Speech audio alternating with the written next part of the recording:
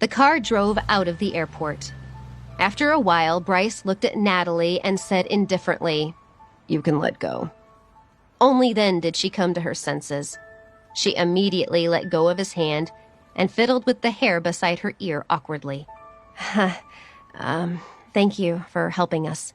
Liam, who was sitting next to her, shouted excitedly, "Thank you, Daddy!" "Don't shout." Natalie reached out to cover the child's mouth and shushed him. "You can't just call someone Daddy." "Why?" Liam blinked and looked at her in confusion. "Daddy helped us just now. He stopped those mean people from bullying us." Natalie was stunned. She didn't know why he believed this man was his father, nor did she know how to explain Bryce's actions. She coughed lightly, looked at Liam, then lowered her head and said in a soft voice, "This man is not your daddy. He just saw us being bullied by bad people. That's why he stepped in to help us." She reached out her hand and gently tapped the child's nose as she laughed. "You can't do this anymore. Do you understand?" Bryce stared out of the window with a cold expression. He seemed to be deep in thought until he heard Natalie's words. Then he said sharply, "I pitied your child, so I helped you. Don't take my kindness as a charity that you can ask for any time." He turned his head to look her up and down, then folded his arms and turned away again.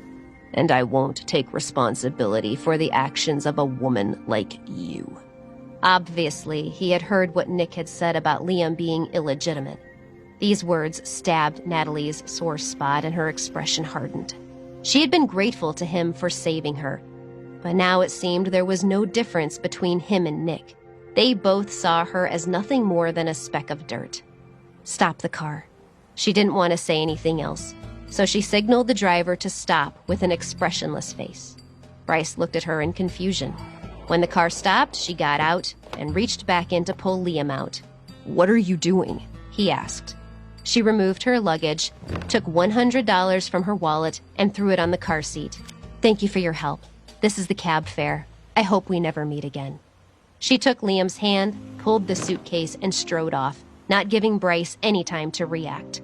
He looked at the $100 bill she had thrown at him and squinted his eyes dangerously. When was the last time a woman had spoken to him so bluntly? Usually, women didn't dare to get angry with him, not even when he was being rude to them. He gritted his teeth and threw the bill out the window. Then he gestured to the driver. "Drive." Natalie didn't go straight to the family home after getting out of Bryce's car. Instead, she took a cab to her grandma's house. After all these years, Grandma's courtyard was still the same as it had ever been, but the old woman had aged quite a bit. Natalie quickly stepped forward to hug her. Her heart warmed and her eyes filled with tears. "Grandma, I missed you so much." "Natalie, my sweet granddaughter."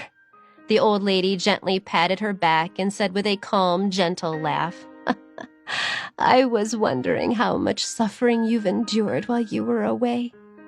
Naturally, she was overjoyed to see her precious granddaughter and delighted to meet Liam. She doted on him, wishing that she could keep him locked up in her heart. Having experienced so many things in her own life, she knew what to ask and what not to ask. And since her granddaughter didn't seem to want to talk about it, she didn't ask about the child.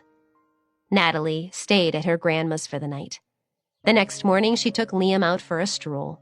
She thought about the places she used to go to when she was young and couldn't help feeling a little happy. But she didn't expect to run into Nick and Cheryl at the entrance of the residential complex. They had come looking for her. The smile on her face immediately disappeared and she stared at them. "I don't think we have anything else to say to each other. Please don't bother me." Cheryl hadn't come here on her own initiative. She deeply hated Natalie and didn't want to see her. So why would she come looking for her? "Do you think I wanted to come here?" She twisted her lips. "Daddy wants to see you. He wants you to come home." Hearing these words, Natalie fell silent. She didn't want to have anything to do with her family anymore, but she still hadn't made this clear, so she needed to talk to him face to face. She stood there quietly for a long time before she took Liam and put him into their car. On the way, no one said a word. The car soon arrived at the family home. Looking through the window, she saw that the yard was pretty much the same as it had been when she left, but the situation was different now. She could no longer face these people with a calm demeanor as she had before. "You're back." As soon as she stepped into the house with Liam, her stepmother Rosemary came hurrying over.